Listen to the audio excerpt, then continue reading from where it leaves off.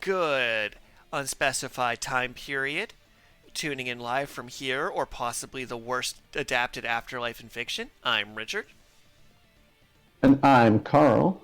And today on Deep Space and Dragons, I'm forced to confront one of the biggest missed opportunity in my life. But first, what's new in the world of Carl?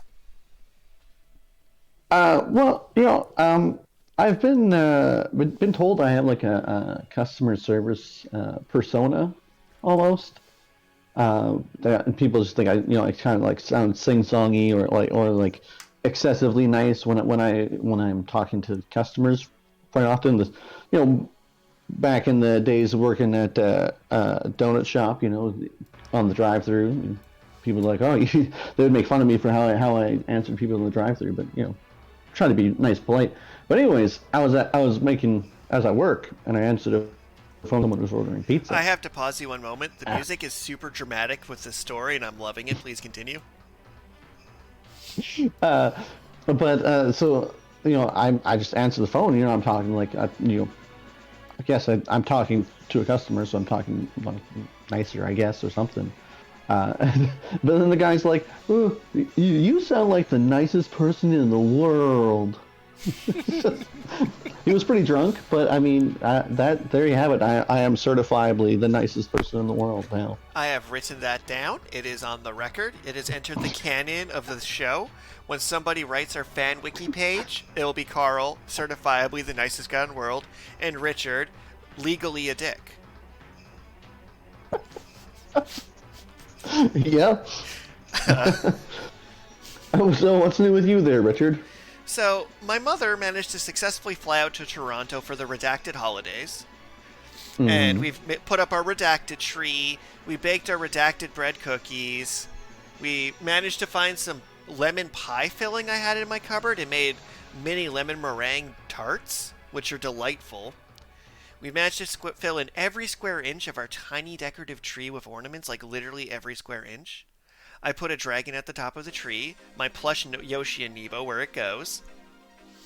And I'm taking a nice break from redacted holiday fun time to record this episode of a podcast. Also, I'm editing Oh, go ahead. I was just going to say that sounds like a pretty effective use of time, although you were about to talk about some of your other projects you've been working on too. Yeah, I'm also going through like 5 people's 200 word to 100,000 word manuscripts. It's like, hey, you have time off, yes? Want to read my entire book and tell you what I think? I'm like, I would love to do that, but 200,000 words in one sitting even hurt my magical eye powers. And this might be why my vision isn't great, is I make my eyes go into a turbo overdrive mode to speed read. Then my brain processes it all. Then my body seizes for a bit because I overuse my powers. Well, I mean, yeah, that definitely sounds like a good way to spend your time. Very productive. Probably much more productive than reading comics and stuff. I mean, do you think I'm also not reading comics? I have super eyes. But since I like to keep my super eyes protected, as we head into tonight's special, make sure to put on your glasses when we talk about the return of Bleach. My favorite anime to hate, / manga to hate, has been announced for a new season. So, let's try and give a terrible, I'm starting a timer now, 2-minute summary of what the series is for viewers who feel like starting at the Alphabet Soup arc. Because that's where the series is starting for its renewal. Oh. At the Alphabet Soup arc. Alright, so I'll let you start and I'll chime in where needed for this description of this series I truly think was so close to being awesome and had so much awesome in it, but was written by... I don't know, there's just... Please, take it away, Carl. Well, I mean, it's the story of Ichigo, who doesn't know that he's the son of an extremely powerful Shinigami, who is Japanese Reaper. A Soul Reaper, yeah, basically a Death Reaper to pass souls onto the afterlife, which is a feudal Japanese slum. Yes, so specifically the afterlife in Bleach, and this is the good afterlife, because there's a good afterlife, a bad afterlife, and a worse afterlife. In the good afterlife, you still are beholden to your financial status, don't feel hunger, but still get to taste things, so the rich people can deny you candy. Also, it's questionable about whether or not you age, because you clearly do seem to age, but like, can you die of old age when you're dead? I don't know. It's death is questionable in this series. Apparently, when you're a ghost, you can still bleed if you're stabbed. Also, you can be hit by a telephone pole, which means you still are tangible as a ghost. Yeah, that's true. But you can sometimes go through walls and stand in the air. But please continue. Because after all, you giving this explanation is part of my plan.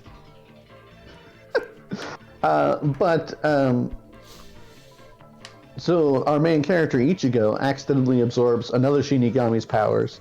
Wasn't accidental. And then he basically has to help her get back into Soul Society, so that she can, continue being a Soul Reaper. Which is a good thing, air quotes. But when they get back into Soul Society, she gets sentenced to death because she shouldn't have been messing around with humans, and so then they have this whole arc about saving her. And then it turns out that one of the captains was crazy and evil and had this whole plot to pull this orb out of her. Yeah, so this orb is somehow more of a MacGuffin than the ring from Lord of the Rings, because it'll grant what your heart desires, but you don't wish on it, it just kind of does it passive-aggressively sometimes. And it may or may not have made the main villain stronger at the end, we're not really sure, but it's created, somehow out of something, and when it absorbs enough souls, it could do something else, which may be the thing it could already do. But anyways, he staged this whole execution thing to... The evil Captain Aizen staged this whole execution thing to get this orb. And then he runs away to this other plane where he has a bunch of half-hollowed, crazy demon a hollow guys. is a human soul that turns evil from evil reasons. And they go to a place with weirdly Spanish-named everything called Hundo Muco, which I'm not sure why he decided that everything in the second worst afterlife would be named from those words other than to just, I guess, add some spice to his language. Yeah, I don't know. Everything there was vaguely Spanish, that's true. So, in the vaguely Spanish desert in the Eternal Midnight, essentially Bleach uses the same concept twice. First, Rukia gets captured, and then they go to Soul Society, where they then lore dump 13 captains, 13 lieutenants, about 10 officers for each lieutenant. And you watch what's probably one of my favorite plot arcs of the show. Our protagonist, which you can tell because he has orange spiky hair, and I guess he's a bit of a rebel, but not really, because he actually has pretty good grades and attendance rates, but people bully him because he has red hair, which is technically legal in Japan, even though he was born with it. It's a whole thing. So, him and his band of mixed speed friends, he effectively builds himself the cast of a CW show, and then the group of them storm this feudal Japanese fortress, which yet again is the good afterlife, where one of them learns that one of these 13 captains was guilty of racial genocide. Another one runs into the hippie captain, who just offers him a drink and to chill. Ichigo runs into Kenpachi, the murder captain, who's in the League of Murder Captains, and these are the good guys. To be clear, these are equivalent to angels for their function of guiding souls to the afterlife. Has Captain Murder Pants Kenpachi, who wears bells on his hair to encourage people to stab him, whose special ability is using both hands to fight, where he normally only uses one. So after introducing these 13 characters, they're like, 3 of them are evil, and I'm like, which ones were the... Okay, sure. But then they have my single favorite scene in anime.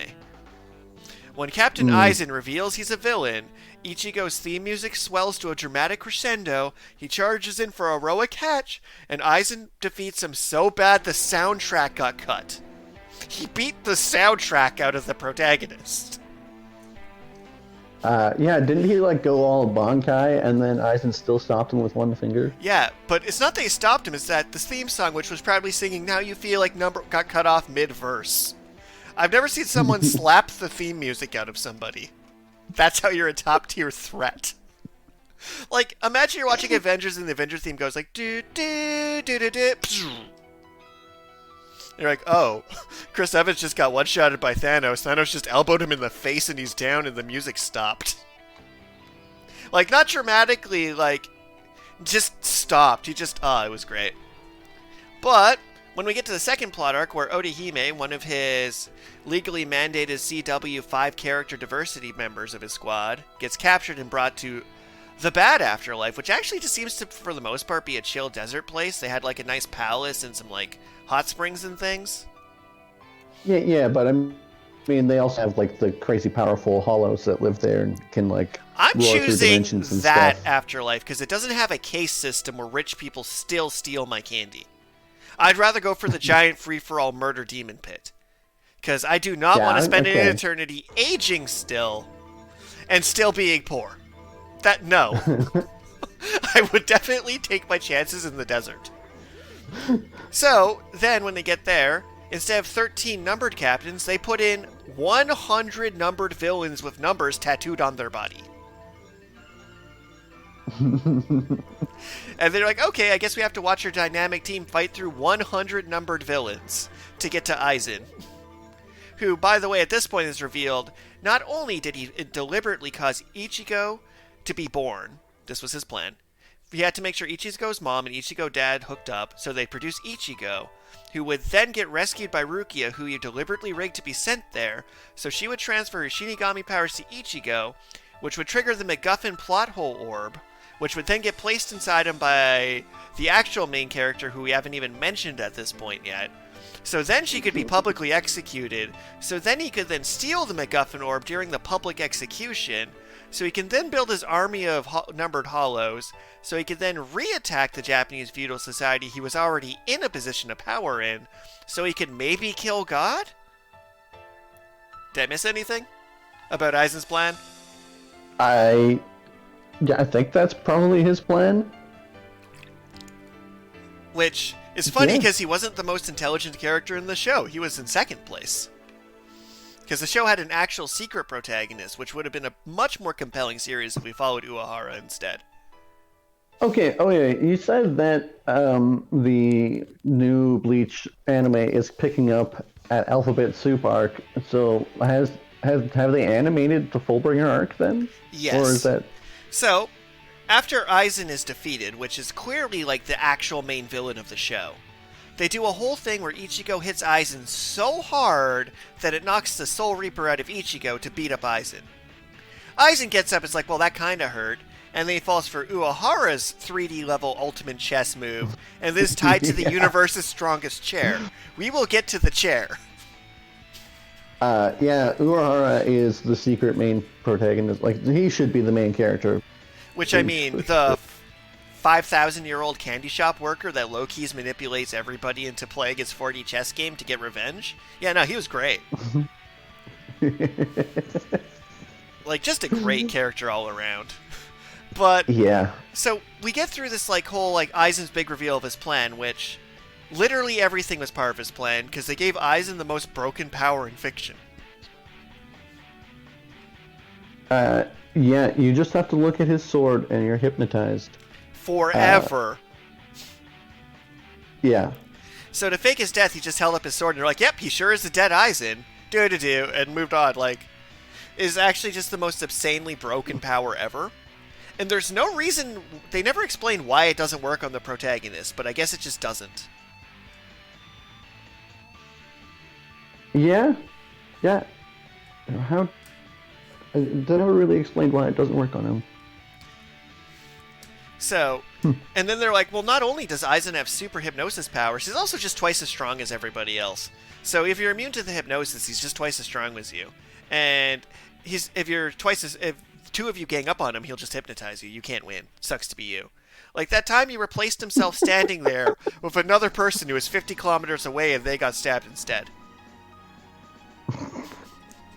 He logged with a person. So just to give a bit of clarification on the term logged. In various video games and animes and things, at some point someone made the trope that you hit somebody, but it turns out it was actually a log and they're standing somewhere else. We have no idea where that trope comes from, but it was a very recurring thing in Naruto. Occasionally Yeah. showed up in Dragon Ball, and is just the most anime trope is when someone hits you, they instead are hitting an inanimate object, often a log. But no, Aizen's not going to use a log. He's just going to use a side character. You didn't hit Aizen, you hit a side character. Sucks to be you, idiot. It's like, but isn't she like a different size and shape? You were really hypnotized. Yeah, but I aim for his face and she's a foot shorter. You were really hypnotized. They were really, really hypnotized. Or when that other character showed up, he's like, I'm more badass than Aizen. I was his captain. Take my hypnosis. Like, no, your hypnosis is worse than my hypnosis. Get wrecked. Just leave. But no, so the Fullbringer arc is all about Ichigo getting like weird Fullbringer powers, right? Where he's like Which was them trying pulls to powers out of his medallion. You know the funniest part of that? So Ichigo in the first plot arc builds his CW balanced cast of friends. He has his tall ethnic friend. He has his female friend who is a lady. He has his nerdy friend who has glasses. And he's like, yep, we got it. We got our diverse group. I mean, if Bleach was made on CW, I'm sure one of those characters would be openly gay, but nothing confirms that they're not. That's true. My money's on Chad, personally. I was gonna say if one of them is gay, it's probably Chad. Although Uryu kind of has closet energy, but let's not get into that. So we have our I imagine you could probably find several fanfictions shipping those two together. I mean, to be fair, as the most dateable member of that core cast, Uryu and Chad would be like the crack pairing, but I think it'd work. They have very complementary energies. But the point... Oh, they also then rescued Rukia, and she joined the 4-person squad, along with Renji, a character I can't be bothered to explain because he wasn't imported but was there. He has that one friend who you invited your friends over and he was also there, and you don't remember inviting him, but he has a 6-pack of beer with him, so sure, why not? Yeah, I mean, he shows up to fight. He's cool.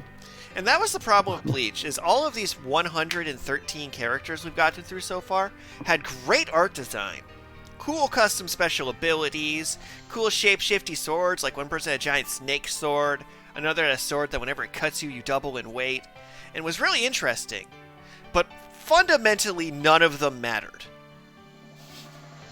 Because if you take your 13 numbered characters and have them fight 100 numbered characters, but none of them actually change anything happening in the series, you just made a bunch of cool characters. Like, I don't know if one character actually went through a plot arc. Like a character arc where they developed or learned anything. But we get to this in the final fight of Aizen. They basically end the show in a sensible manner. Aizen is defeated and is, because he's immortal now, because he ate the one ring to rule them all and became Butterflyzen. They then taped him to the universe's strongest chair.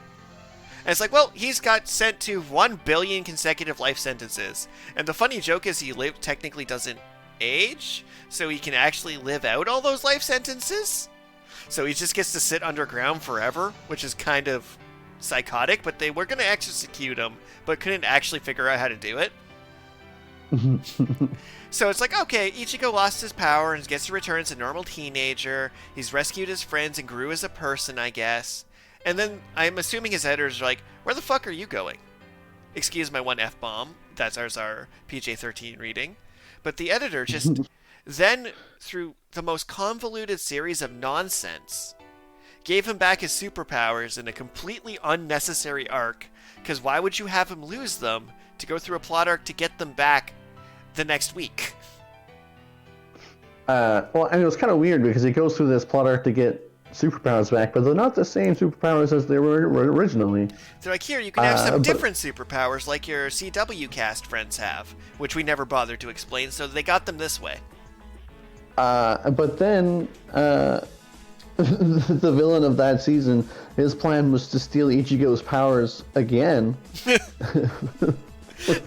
I love the plan and of... actually, he succeeded. His evil plan of give Ichigo back his superpowers to then steal them is pretty great.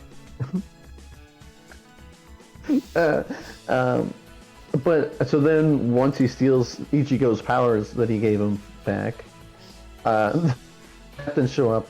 And they're like, yeah, well, here, we'll just stab you with our sword and give you back your other superpowers. Which being stabbed by a sword is how he got his powers in the first place. So we're like, wait, so you guys could get in the back of any time? And we're like, yeah, but because plot reasons, we decided to watch you suffer. It's like, I saved all your lives in the multiverse. He was going to kill God. Yeah, but we wanted to watch you squirm for a season. You're getting too cocky. Ichigo went through reverse character progression and it angers me. So at the start of the series, he was like, he said like a badass quotable line that teenage me is like, damn, this is a cool show. Or he's like, I don't want to save the entire world. That's too arrogant. But I don't want to just save my friends and family. I can do better. I want to save like a mountain load of people. I'm like, yeah, no, this is a great character. And he's like, yeah, I'm beating up some thugs because they're disrespecting this girl's gravesite. But I'm also a reasonable hero who's not running off like an idiot to die. And then instead of, like, growing as a character, he just got whinier. And it's like, I'm sad, I guess. And I'm like, did you get less cool the longer the show went? Like, what happened to you, dude? You started, like, confident with your shit together, then got beat up, then got confident with you got your shit together, then got beat up. I'm like, you're not changing in any way. You're just going through an average life cycle of a person. Well, I don't know. I wouldn't exactly say being like stabbed through the heart is part of the average life cycle. I mean, he's got to have some psychological trauma. But that's not what traumatized him. He was fine with that.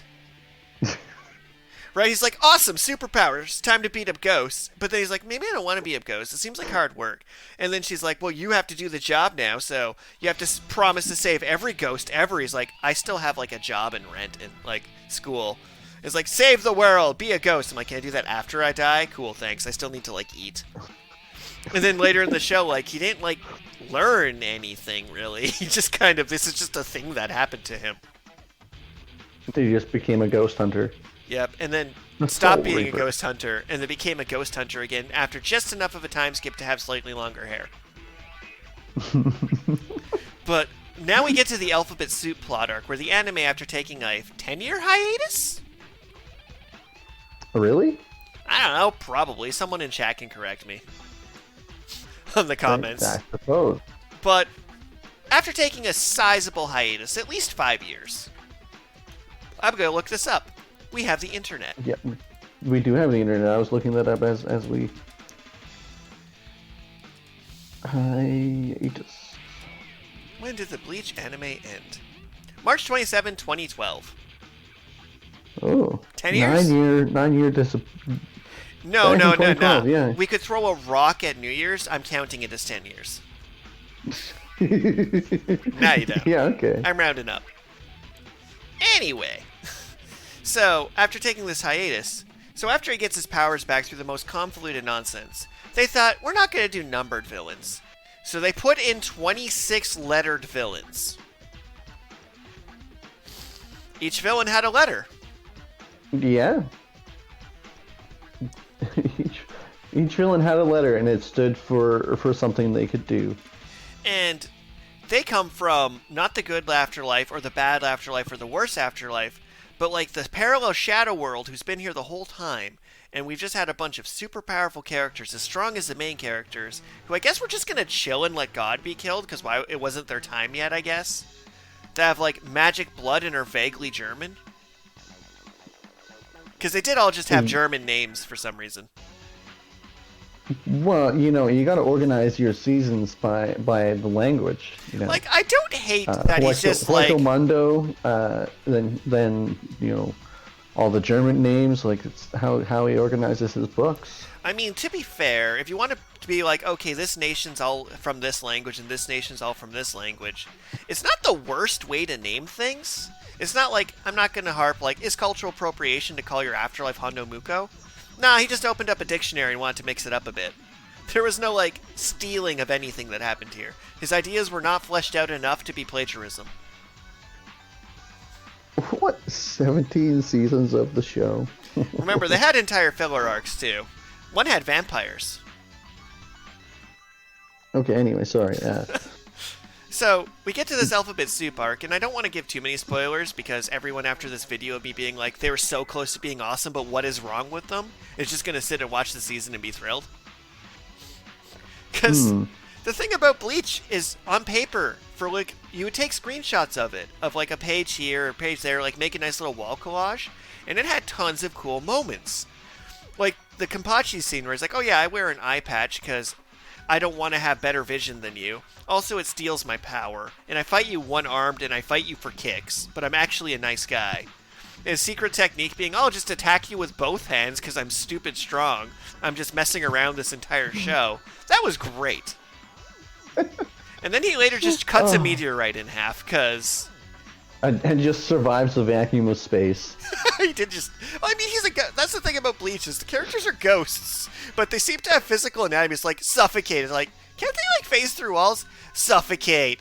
I don't think the vacuum of space is as deadly as it should be to these characters, but I'm not really sure, because technically the vacuum of space kills you because of the gases within your body, which I guess you still have as a ghost. Yeah. The ghost physics are just... And I mean, judging really anime have to based... not think much about the ghost physics. And the thing is, for anime, there's a lot of things where like, just don't think about the blank physics, because a lot of anime, when you put them under scientific scrutiny, implode. Where you start saying things like, well, he dodged a laser, so technically this character's moving the speed of light. I'm like, cinematic liberty? Like, come on here. Or in Dragon Ball Z's case, no, they literally were moving at the speed of light, and each episode was actually less than a minute in real time. But for Bleach, it's like, because he takes the time to explain how all this works, you start seeing the horrifying flaws in how it works.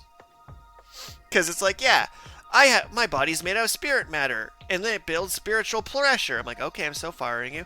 What's the liquid in your veins? Blood. Aren't you made out of spirit particles?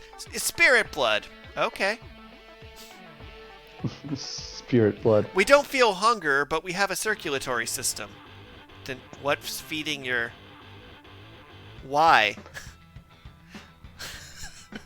We still breathe and we can still taste, but we don't urinate. I'm like, okay, your body has weird components that work and don't here. Like, do you still have a gallbladder as the Soul Reaper? Yeah, well, I mean, they clearly do have lungs, because, I mean, Captain Tuberculosis. Oh. Oh. So... And anyone who's a fan of Captain Tuberculosis might not be happy with one of the major plot points of the upcoming season. Or us calling him that. So he has mystery anime illness, which is what happens when you want to make a character who's both a good guy who would totally help out the heroes, right? So he's a good guy, and he's stronger than the heroes. So you're like, well, clearly this good guy should just fight the bad guy. So you just have them cough up blood at random and don't explain why. Yeah. And he's just like, yeah, I'm a doctor. Yep. It's like, yeah, no, you could just roll up and fix all these plot problems, but it's a shame for your anime illness that cripples you right when the protagonist needs help. And it's like, there's a bunch of characters who are like, yeah, it's kind of funny because all the villains from season 2 became allies in season 3, but they made this weird dynamic where, like, the guy who totally told one of Ichigo's... Disconnect. Oh, you still there? Come on, we got 2 minutes left. Don't have technical issues now. Hello? I can hear you. What did you do? Did you mute me? This is being in the episode. I am not editing this conversation out, so you better figure out your connection things, or I'm just going to start telling embarrassing stories about you. Hello. Oi. We don't do 2 takes. Fix it. I believe in you. Oh boy.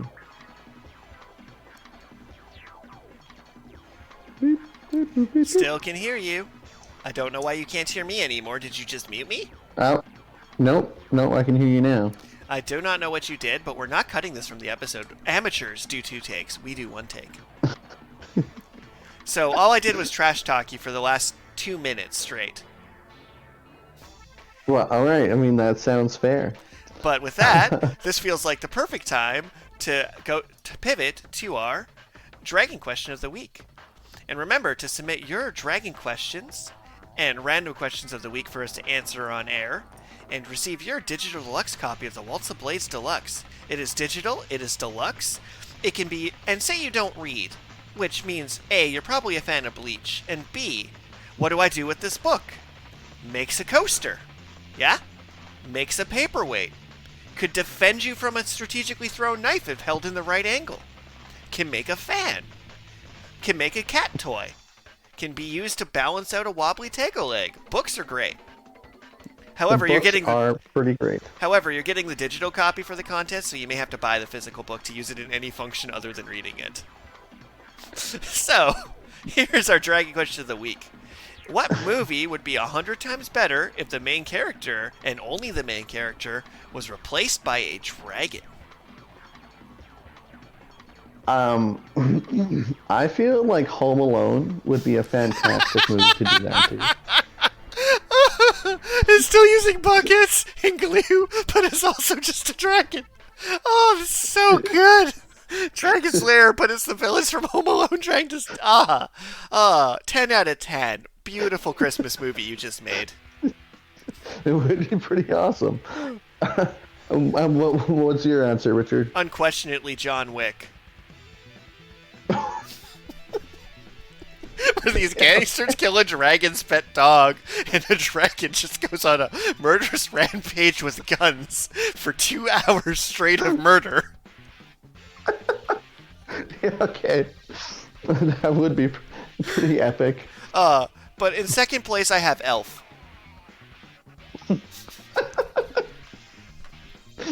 Yeah, okay. Christmas movies are pretty well adapted to this game, I think. Oh, yeah, like How the Grinch Stole Christmas, but the Grinch is a dragon. Flawless. But there's other ones where, like, another one that would be really good would be, like, Lethal Weapon, but just one of the cops. But to transition on to our... Well, first off, our submitter of our dragon question, enjoy your digital Lux copy of the Waltz of Blades. That will be emailed out to you shortly. But next up, we have our random question of the week. If you were a vegetable, what vegetable would you be? There's no wrong answers except cauliflower. No, I definitely wouldn't be a cauliflower. But I mean, I do like broccoli. So I would hope that I would be broccoli. That's fair. It's kind of funny because this question doesn't ask what vegetable you choose to be, but which one would you be? So first I'm going to go with what I would choose to be. I would choose to be a potato, and people will try and argue that a potato's not a vegetable, but they're just trying to ruin something pure and beautiful and take the last slice of joy from my soul. Potatoes, flawless vegetable. But, because it asks what you would be, Carl, what vegetable would I be? Oh, what vegetable do I think you would be? Yep. I feel like you would be like celery. Oof. I mean, I have gained weight, but my visage when we first met, yeah, that tracks. And I think you, sir, would be a turnip. A turnip? And thank you, everybody, for tuning in. I hope you're enjoying this, and if you're enjoying this via YouTube or via one of our many podcast platforms, a special straight shout out to our patrons on Patreon for allowing this to reach as many ear holes as possible. Or if, like, you're doing that thing where sound waves vibrate your skull to hear, kudos. Also, we have, like, I guess the YouTube has auto captions? I don't know. If someone wants us to, like, start captioning this, please request it. Because, yeah, someone made it to episode 13, unable to hear any of this. Is like, I need full subtitles now. I'll do it, but I want to hear your story. Who this mysterious viewer is. Yeah, who do they just have someone else reading the manuscripts off to them? Like, because kudos. And thank you, everybody, for tuning in. And I do not recommend you binge watch all of Bleach this Christmas season, but if you do, comment below. Especially, who is your favorite numbered villain? Who is your favorite numbered hero? And if you made it to the Alphabet Soup arc. Take care. Yeah, comment below. That would be great. Have a good week. And please don't end up in a feudal Japanese slum afterlife. Bye! Bye.